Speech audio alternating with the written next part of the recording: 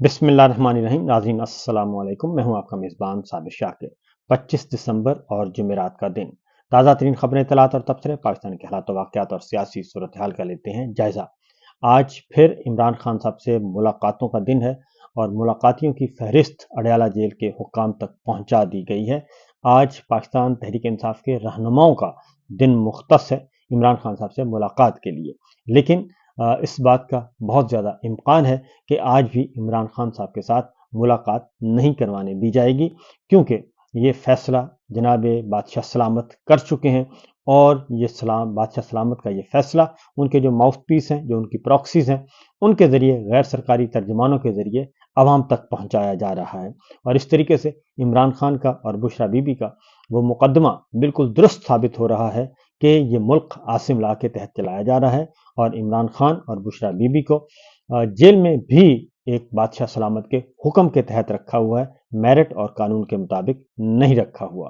तो आज फिर मुलाकातें नहीं होने दी जाएंगी, लेकिन उसके साथ साथ ये जो मुलाकातें ना करवाने का मामला है, ये फील्ड मार्शल और मौजूदा हुकूमत जो कि नाजायज़ हुकूमत है, उसके गले का फंदा बनता जा रहा है, जिसकी वजह से पाकिस्तान के लिए भी मुश्किलात पेश आ सकती हैं। मुलाकातों पर जो पाबंदी है, उसके हवाले से मुल्कगीर एहतजाज नहीं बल्कि आलमगीर एहतजाज हो रहा है। और पिछले मंगल को बरतानिया के मुख्तलिफ शहरों में, 4 शहरों में, यूरोप के मुख्तलिफ ममालिक में एहतजाज हुआ और बहुत ज़्यादा हुआ। और उसमें शहजाद अकबर साहब जो हैं वो काफ़ी एग्रेसिव और काफ़ी एक्टिव नज़र आए। और वो चूँकि एक अहम तरीन असाइनमेंट पर काम कर रहे हैं, जो इस वक्त ओवरसीज़ पाकिस्तानियों के साथ, पाकिस्तान के अंदर और पाकिस्तान के बाहर जो सलूक किया जा रहा है, और ओवरसीज़ पाकिस्तानियों के साथ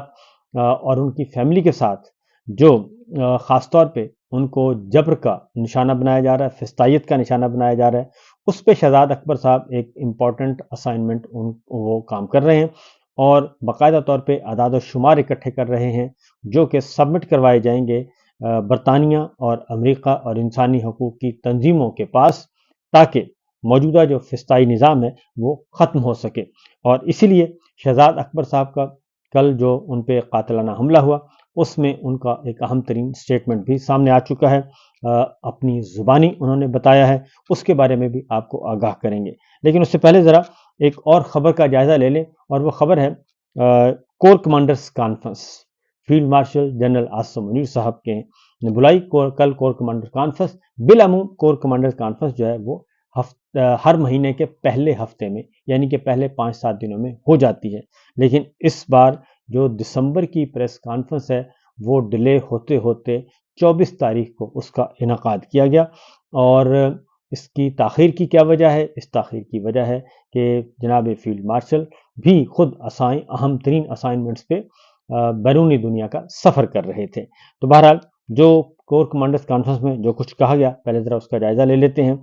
फील्ड मार्शल ने कहा कि हुकूमत और पाक फ़ौज की मुश्तरका कोशिशों और पाकिस्तानी अवाम की साबित कदम हमायत के बायस हमारा मुल्क बतदरीज यकीनी तौर पर इस्तेकाम, वसी तर मौक़े और इज़्ज़त वक़ार की तरफ बढ़ रहा है।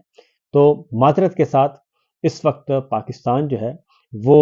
आगे नहीं बढ़ रहा, बल्कि पाकिस्तान तनज़्ज़ुली का शिकार है। और ये हम नहीं कह रहे, बल्कि ये एक इस बारे में उम्मत का, पाकिस्तानी कौम का इत्तिफाक है कि पाकिस्तान को पिछले 3 सालों में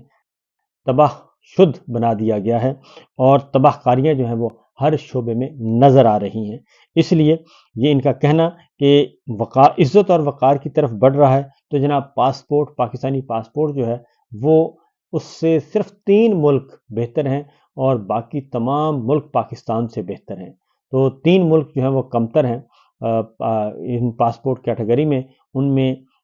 एक है अफ़गानिस्तान और एक है शायद शाम, और फिर एक और मुल्क है इराक है शायद। तो 3 मुल्क हैं जो कि पाकिस्तान से बेहतर हैं, बदतर हैं, बाकी तमाम के तमाम जो हैं वो बेहतर हैं। इसके साथ साथ जो ये कह रहे हैं कि इज़्ज़त व वक़ार की तरफ बढ़ रहा है, तो इज़्ज़त व वक़ार की तरफ अगर पाकिस्तान बढ़ रहा होता जनाब फील्ड मार्शल, तो इस वक्त पाकिस्तानी जो हैं वो अपना सरमाया बैरून मुल्क लेकर ना जा रहे होते। और पाकिस्तानियों का सबसे ज़्यादा सरमायाकारी यूएई में है, सिर्फ यूएई में وہ ہے $100 ارب سے تجاوز کر چکی ہے۔ $100 ارب پاکستان سے نکل گیا اور آپ کو کانوں کان تک خبر نہ ہوئی، آپ کے اداروں کو کانوں کان تک خبر نہ ہوئی، اور $100 ارب پاکستان سے نکل گیا۔ آپ نے $100 ارب کی بیرونی سرمایہ کاری لانی تھی، لیکن آپ یہ ذرا سوچئے کہ حساب کے روح سے یہ $200 ارب کا نقصان ہو گیا ہے۔ یعنی $100 ارب جو باہر سے آنا تھا وہ بھی نہیں آیا، اور مزید پاکستان کی اکانومی سے $100 ارب نکل گیا۔ اس کی ریزن کیا ہے؟ اس کی ریزن بڑی سمپل سی ہے کہ مل مالکان، کاروباری لوگ، فیکٹریوں کے مالکان، یہ سب کے سب کسی بھی انڈسٹری سے وابستہ ہیں، وہ کہتے ہیں کہ ہمیں انسیکیور کر دیا گیا ہے۔ اس وقت ہمیں بالکل اعتماد نہیں ہے کہ کب کس وقت حکومت کا کون سا کرندہ اپنی اصل شکل میں یا پھر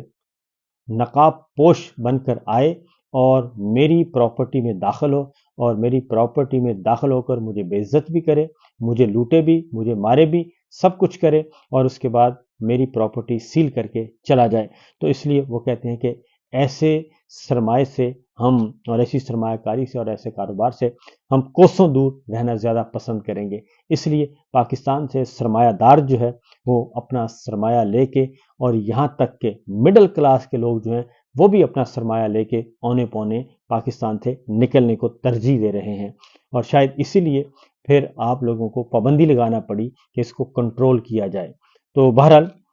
یہ سچویشن ہے اس وقت پاکستان کی۔ اگلا جو کہا جاتا ہے جی کہ فیلڈ مارشل نے آگے کہا، اور وہ کہ جی قومی یکجہتی اور سلامتی اور استحکام کو نقصان پہنچانے کی کسی کو اجازت نہیں دی جائے گی، چاہے وہ عناصر سیاسی ہوں یا کوئی بھی۔ تو یہ اشارہ جو ہے وہ پاکستان تحریک انصاف کی طرف ہے، کیونکہ صرف وہ سمجھتے ہیں کہ پاکستان تحریک انصاف جو ہے اور عمران خان صاحب جو ہیں انہی کو رگڑا لگانا ہے، اور وہی جو ہیں اس وقت قومی یکجہتی، سلامتی اور استحکام پاکستان کو نقصان پہنچا رہے ہیں۔ یہ کہتے ہیں جناب اس فورم سے یہ بات کہی گئی، جبکہ حقیقت یہ ہے کہ اس وقت اگر پاکستان کو کی قومی یکجہتی کو نقصان پہنچا رہا ہے، سلامتی کو، استحکام پاکستان کو اگر کوئی نقصان پہنچا رہا ہے، تو وہ سیاسی عناصر جو ہیں وہ اپوزیشن میں نہیں بیٹھے، وہ حکومت میں بیٹھے ہیں، ان کے ماؤتھ پیس جو ہیں وہ بیٹھے ہیں، اور اس وقت سب سے زیادہ نقصان اور سب سے زیادہ پروپیگنڈا ہماری فوج کے بارے میں، شہیدوں کے بارے میں، اور جرنیلوں کے بارے میں، اور پاکستان فوج کے اہم پوسٹوں پہ تقرری اور تبادلوں کے بارے میں اگر کوئی یہ اس معاملے کو اچھال رہا ہے، تو وہ جناب سرکار یا پھر آپ سے ہی جڑا ہوا جو میڈیا ہے وہی اچھال رہا ہے۔ آپ اسے کچھ بھی نام دے دیں، لیکن تمام خبریں وہیں سے جنریٹ ہو رہی ہیں، جس کو آپ کہتے ہیں کہ قومی یکجہتی کو نقصان پہنچ رہا ہے۔ مسلح افواج اور پاکستان کے عوام کے درمیان تفرقہ پیدا کرنے کی کسی کو ہرگز اجازت نہیں۔ تو سادہ سی بات، بہت ہی انتہائی عاجزانہ۔ تو جناب یہ جو آپ کہہ رہے ہیں کہ مسلح افواج اور پاکستان کے درمیان تفرقہ پیدا کرنے کی کسی کو اجازت ہرگز نہیں ہے، تو یہ تو سارے کا سارا تفرقہ پیدا ہی اس وقت ہو رہا ہے حکمراں جماعتوں کی طرف سے، اور حکمراں جماعتوں کے ساتھ جڑے ہوئے دانشوروں کی طرف سے۔ وہ یہ کام کر رہے ہیں مسلح افواج اور پاکستان کے عوام کے درمیان تفرقہ پیدا کرنے کی جو کوشش ہے، اور اس میں سب سے بڑھ کر الیکشن چور رجیم کا ہاتھ ہے، اور جس نے الیکشن چوری کیا اور جس نے الیکشن چوری کروایا 8 فروری 2024 کا، تو یہ اس کے ہاتھ میں ہے سب کچھ، وہی تفرقہ پیدا کر رہے ہیں۔ ادروائز اس وقت پاکستان کے عوام ہرگز تفرقہ پیدا نہیں کر رہے، پاکستان کے عوام ہرگز فوج سے دور نہیں ہونا چاہتے، اور اس کے ساتھ ہی جو سیاسی جماعتیں ہیں جن کی جڑیں عوام میں ہیں، جن کے پاس اوریجنل فارم 45 ہے، تو وہ تو بالکل بھی اس حق میں نہیں ہے، وہ تو تعریف و توصیف کرتے رہے ہیں مسلح افواج کی، فوجی قیادت کی، لیکن یہ الگ بات ہے کہ ایکسٹینشن کی لعنت نے سب کچھ ملیا میٹ کر دیا۔ آگے جی، اچھا یہ جو ہے کہ سیاسی عناصر کو اجازت نہیں ہوگی، اور دہشت گردی، جرائم اور سیاسی مفادات کے درمیان گٹھ جوڑ کو یکسر مسترد کر دیا، یہ ساری تنقید جو ہے وہ پی ٹی آئی پہ کر رہے ہیں اور خیبر پختونخوا پہ کر رہے ہیں۔ لیکن اگلا جو ایک ہے جی، اگلا پیراگراف ہے وہ بڑا دلچسپ ہے۔ یہ میں اعلامیہ پڑھ کے سنا رہا ہوں کور کمانڈرز کانفرنس کا۔ تو اگلا جو ہے وہ بہت ہی زبردست ہے جی، وہ یہ ہے کہ فورم نے بلوچستان کی حکومت کے خصوصی ترقیاتی اقدامات کو سراہا جو مقامی سطح پر عوام کو بااختیار بنانے اور سماجی روابط کے ذریعے گورننس سے جڑے دہشت گردی کے عوامل کا خاتمہ کریں گے۔ اب میں آپ کو ایک بات بتاؤں جی کہ یہ جو کہتے ہیں کہ بلوچستان حکومت کے خصوصی اقدامات کو سراہا، تو اس کا مطلب بڑا واضح ہے کہ آپ پاکستان تحریک انصاف کی حکومت ہے، اپوزیشن کی، آپ اس کو رگید رہے ہیں اور ان کو دھمکیاں دے رہے ہیں کہ ہم لگا دیں گے، گورنر آج لگا دیں گے، آپ کی حکومت ختم کر دیں گے، جبکہ دوسرے ہاتھ میں جبکہ بدترین سطح صورتحال ہے بلوچستان کی، پاکستان میں اس وقت نمبر 1 جو ہے بدترین سطح وہ بلوچستان کی ہے، اور وہاں پہ بغاوتیں جنم لے رہی ہیں، احساس محرومی بڑھ رہا ہے، وہاں پہ خواتین، مہرنگ بلوچ جیسی خواتین کو جیلوں میں ڈالا ہوا ہے۔ تو میرا خیال ہے کہ اس سے مسئلہ حل نہیں ہونا، اور آپ خیبر پختونخوا کی حکومت کو تنقید کا نشانہ بناتے ہیں، اس پہ آپ دہشت گردی کا بھی الزام لگا دیتے ہیں۔ بلوچستان کے بارے میں آپ جو ہے وہ کچھ اور فرماتے ہیں، بلوچستان کے بارے میں کہتے ہیں کہ بلوچستان حکومت کے خصوصی ترقیاتی اقدامات کو سراہا، مقامی سطح پر عوام کو بااختیار بنانے اور سماجی روابط کے ذریعے گورننس سے جڑے دہشت گردی کے عوامل کا خاتمہ جو ہے وہ کرتے ہیں۔ تو بلوچستان حکومت کی تعریف کی جا رہی ہے، جبکہ بلوچستان اس وقت مکمل طور پر نو گو ایریا ہے، اور نو گو ایریا اس پہ سختی سے عمل درآمد ہے، اور کوئی بھی سویلین یا فوجی بھائی جو ہے وہ بغیر کنوائے کے چل ہی نہیں سکتے۔ تو یہ کہنا کہ خیبر پختونخوا کی حکومت بہت بری جا رہی ہے کیونکہ وہ پی ٹی آئی کی ہے اور بلوچستان میں سب اچھا ہے، تو یہ از خود ایک نامعقول بات ہے اور ایک نظروں کو دھوکہ دینے والی بات ہے۔ پھر جی کہتے ہیں کہ پائیدار امن اور استحکام کو یقینی بنانے کے لیے قومی ایکشن پلان کے مطابق دیگر علاقوں میں بھی اسی طرز کے عوامی اقدامات کی ضرورت ہے، اور فورم نے کشمیری عوام کے خط کے خود ارادیت اور ان کی جائز حدود کے لیے پاکستان کی مدد کی، ثابت قدمی کا اعادہ کیا ہے۔ اور اس کے بعد شرکاء کانفرنس نے مسئلہ فلسطین پر پاکستان کے اصولی موقف کی بھی توثیق کی ہے، اور پہلی دفعہ کور کمانڈرز کانفرنس میں ایک پیراگراف شامل کیا گیا ہے کہ غزہ میں فوری اور مستقل جنگ بندی، بلا روک ٹوک انسانی رسائی، فلسطینی ریاست کے لیے قابل اعتماد راستے کا مطالبہ کیا گیا۔ اب آتے ہیں کہ army chief defence of forces نے پاک فوج کی قومی خود مختاری اور علاقائی سالمیت کا مستقل تحفظ کرتے ہوئے کنونشنل اور سب کنونشنل سے لے کر ہائبرڈ اور غیر متناسب چیلنج تک کے خطرات کا مؤثر طریقے سے مقابلہ کرنے کی صلاحیت پر اعتماد کا اظہار کیا ہے۔ تو یہ آرمی چیف کے فرمودات ہیں، اور آپ نے دیکھ لیا کہ ہائبرڈ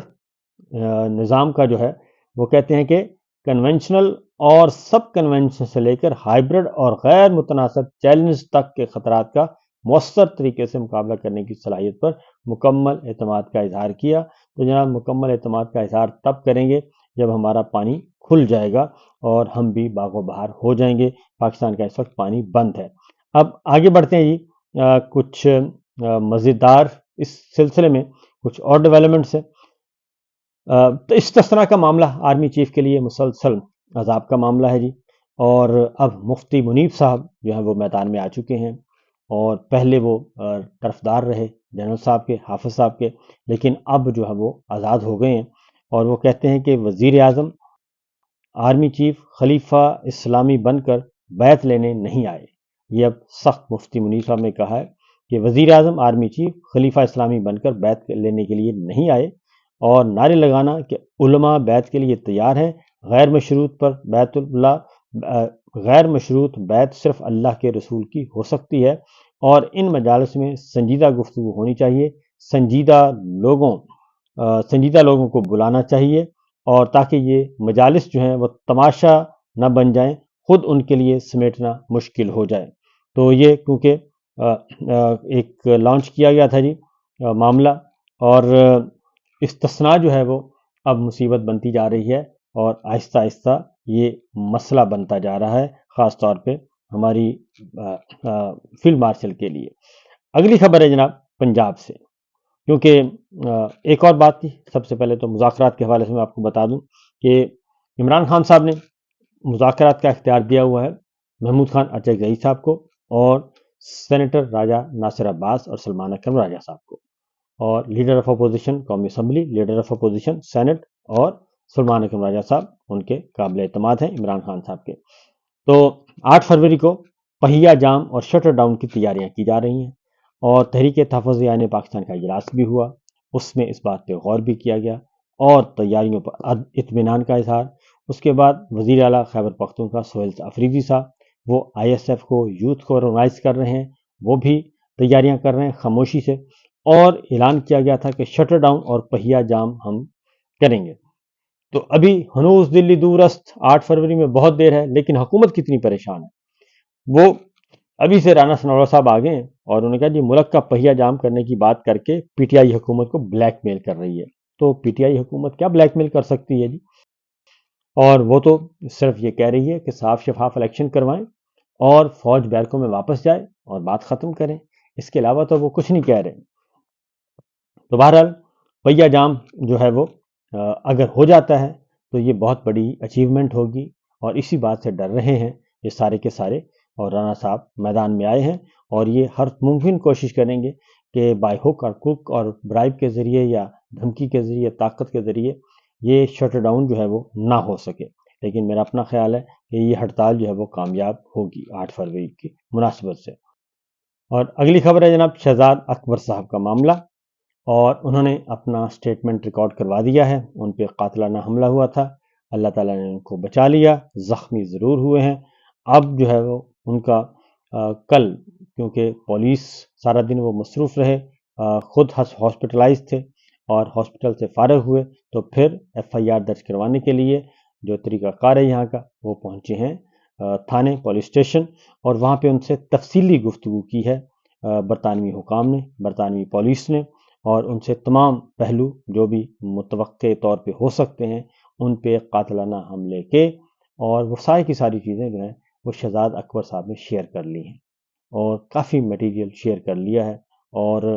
ان کو احساس دلا دیا ہے کہ یہ سب کچھ جو ہے وہ آرگنائز طریقے سے ہو رہا ہے۔ شہید ارشد شریف کے قتل سے یہ سلسلہ شروع ہوا، اور اب جو ہے وہ نشانے پر ہیں جناب شہزاد اکبر صاحب، اور اس پہ بیرسٹر شہزاد اکبر نے یہ کہا کہ ایک سفید فام شخص، وہ کہتے ہیں جی گھر آیا صبح، یہ شہزاد اکبر صاحب خود بتا رہے ہیں کہ ایک سفید فام شخص گھر پر آیا اور تقریباً 10 منٹ تک مجھے پیٹتا رہا، چہرے پر درجنوں مکے برسائے گئے، اور جس کی بات چہرہ زخمی ہے، اور 8:10 پر گھنٹی بجنے پر دروازہ کھولا تو اس نے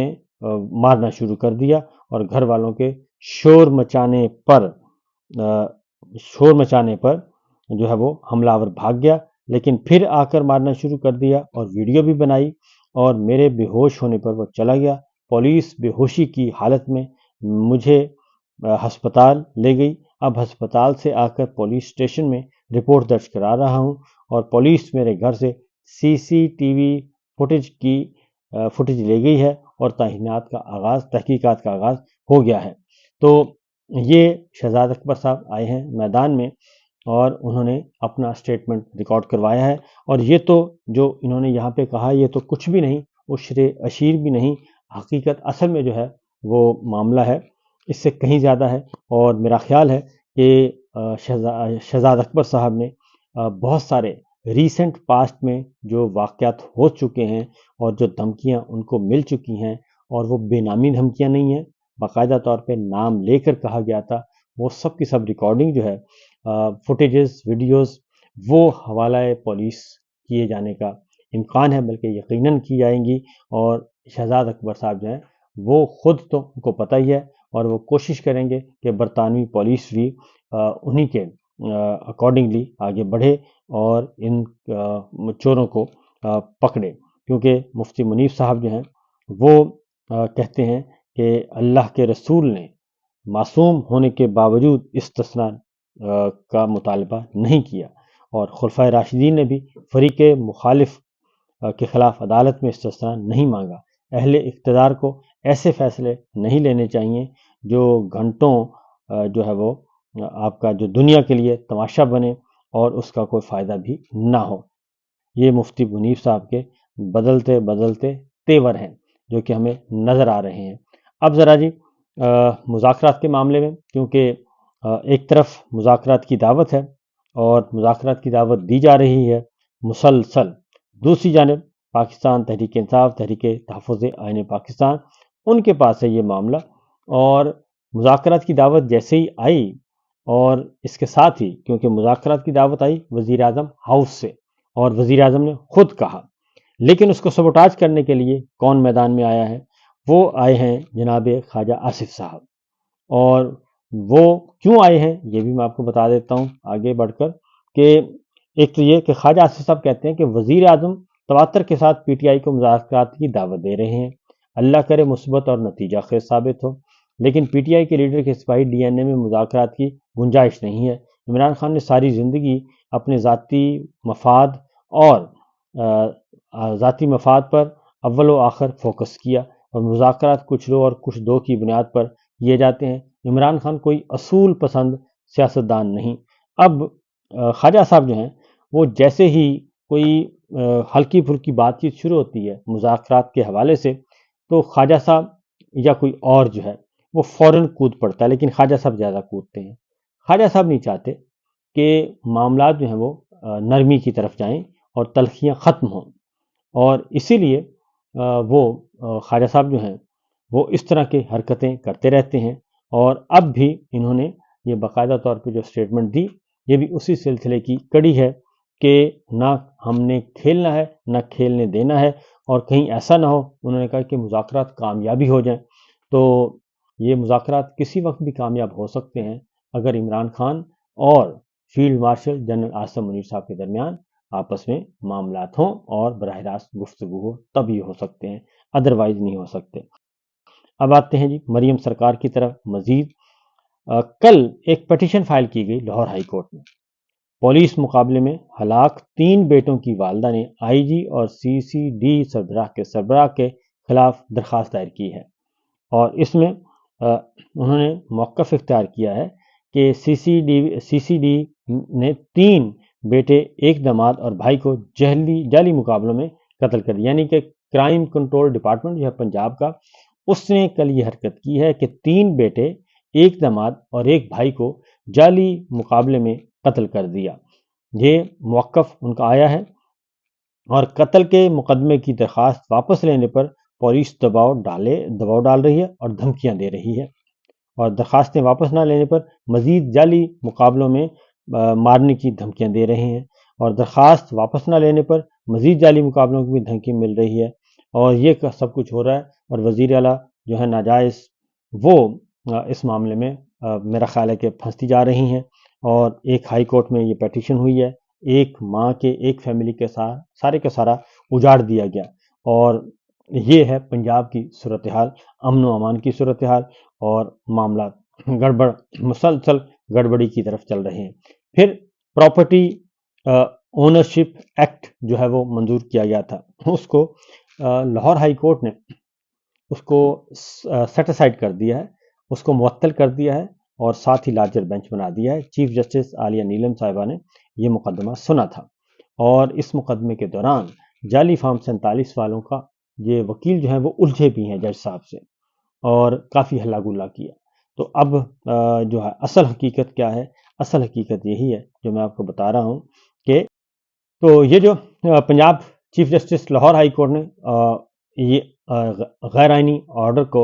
آرڈیننس کو ایکٹ کو مسترد کیا، اور اس کے خلاف حکم امتناعی دے دیا، تو مریم نواز صاحبہ جو ہیں وہ میدان میں آئی ہیں، اور انہوں نے اس پہ اچھی خاصی تقریر جھاڑ دی، اور سخت ترین انہوں نے موقف اختیار کیا۔ اور دوسری جانب اب معاملہ چونکہ ذرا تھوڑا سا سنجیدہ ہو گیا ہے،